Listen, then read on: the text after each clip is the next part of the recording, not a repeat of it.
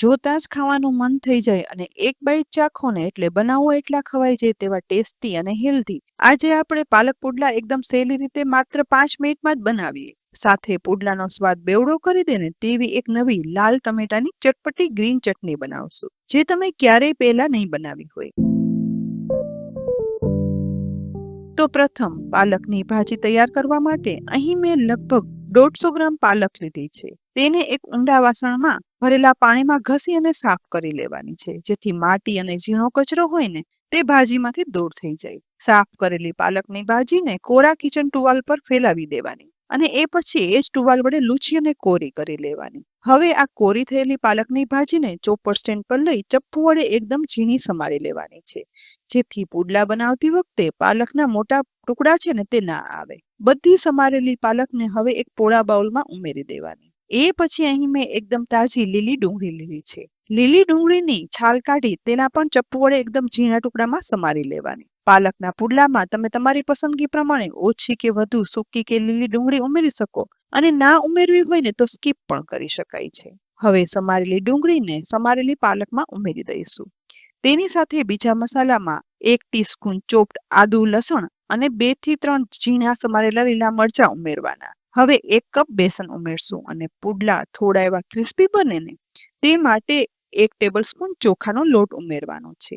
સાથે જ 1 ટીસ્પૂન સફેદ તલ, અડધી ટીસ્પૂન અજમો, 1/4 ટીસ્પૂન હળદર પાવડર, 3/4 ટીસ્પૂન ધાણા જીરું પાવડર અને અડધી ટીસ્પૂન મીઠું અને સાથે અડધી ટીસ્પૂન લાલ મરચું પાવડર ઉમેરી પહેલા બધું કોરું જ બરાબર ચલાવી અને મિક્સ કરી લેવાનું, જેથી મસાલા અને લોટ પાલકમાં ભળી જાય. હવે આ મિશ્રણમાં 1/4 કપ જેટલું દહીં અને સાથે અડધો કપ પાણી ઉમેરી બરાબર બધું મિક્સ કરી દેવાનું છે. બધું એકદમ સરસ રીતે મિક્સ કરી પુડલા માટેનું બેટર તૈયાર કરી લેવાનું. કન્સિસ્ટન્સી બેલેન્સ કરવાની જરૂર પડે ને તો વધારે પાણી ઉમેરી શકાય છે. આ રીતે તૈયાર થયેલા પાલકના મિશ્રણને હવે સાઈડમાં રાખીએ. હવે પાલકના આ પુડલા સાથે મજા આવી જાય ને તેવી એક અલગ જ પ્રકારની ટમેટાની ચટણી બનાવવાનું શરૂ કરીએ. તો ગેસના લો ફ્લેમ પર એક પેનમાં 1 ટીસ્પૂન તેલ ગરમ કરી અને તેમાં સહેજ એવી હિંગ ઉમેરશું. વઘાર તૈયાર થતા તેમાં 2 થી 3 તીખા લીલા મરચાના ટુકડા, આદુના ટુકડા, 4 થી 5 કળી લસણની અને થોડા એવા શિંગદાણા ઉમેરી બરાબર મિક્સ કરી લેવાનું છે અને તેને શેકવાના. લગભગ 1 થી 1.5 મિનિટ રોસ્ટ કર્યા પછી એક મોટી સાઈઝના ટમેટાના મોટા ટુકડા કરી આ રીતે વઘારમાં ઉમેરી દેવાના છે. ટમેટાના ટુકડાને સહેજ સાતળ્યા પછી ઢાંકણ ઢાંકી ટમેટા સોફ્ટ થઈને એટલું 2 થી 3 મિનિટ સાતળવા દઈશું. આશરે 2 મિનિટ પછી પેનનું ઢાંકણ ખોલતા અહીં જુઓ ટમેટા સોફ્ટ થઈ ગયા છે અને ટમેટાના ટુકડાની છાલ હવે હાથ વડે સરળતાથી અલગ થાય છે. તો આ બધા ટમેટાના ટુકડાની છાલ અલગ કરી લેવાની. આ છાલ અલગ થઈ જાય ને એ પછી સોફ્ટ થયેલા ટમેટાને મરચાં અને શિંગદાણા સાથે થોડા એવા મેશ કરી મિક્સ કરી લેવાના અને હવે પેનને ગેસ પરથી નીચે ઉતારી લઈ આ મિશ્રણ ઠંડુ થાય ને એટલે મિક્સરને ચટણીના જારમાં ઉમેરી દેવાનું. તેની સાથે મસાલામાં લગભગ 50 ગ્રામ જેટલી લીલી કોથમીર, સ્વાદ પ્રમાણે અડધી ટીસ્પૂન મીઠું અને અડધા લીંબુનો રસ નીચોવી દેવાનો. હવે એક નાનો ટુકડો દેશી કે ઘરમાં કોઈ પણ વાપરતા હોય ને તે ગોળ ઉમેરવાનો.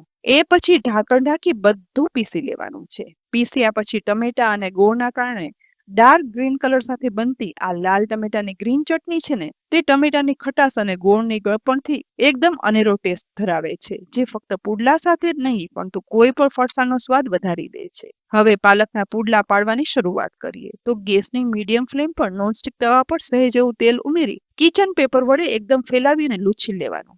એ પછી એક મોટો ઊંડો ચમચો ભરી બનાવેલું પાલક બેસનનું બેટર છે ને તે લઈ અને ગરમ તવા પર ઉમેરવાનું અને પછી જેમ ઢોસાનું બેટર ફેલાવીએ ને એમ જ ગોળ ગોળ ફેલાવી મીડિયમ થિકનેસનો પુડલો તૈયાર કરવાનો છે. બેટર બરાબર ફેલાવાઈ જાય ને એ પછી થોડા એવા સફેદ તલ લઈ અને ઉપર સ્પ્રિંકલ કરી લઈશું, જેથી ક્રિસ્પીનેસ સાથે આ પુડલાનો લુક પણ સરસ આવે.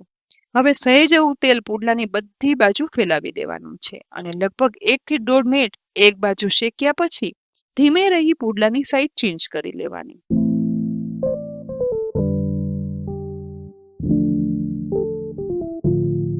ફરીથી પુડલાની બધી બાજુ અડધી ટીસ્પૂન જેટલું તેલ ઉમેરી દેવાનું અને બીજી સાઈડ પણ 1 થી 1.5 મિનિટ શેકાવા દેવાનું.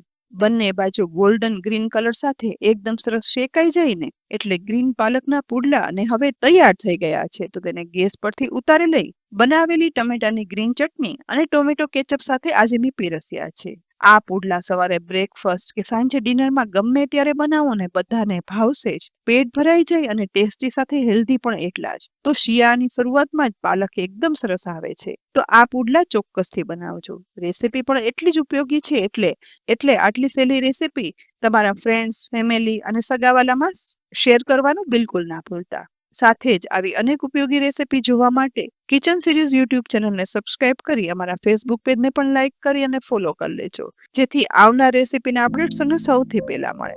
આવતીકાલે ફરી મળશું એક નવી રેસીપી સાથે. ત્યાં સુધી આવજો.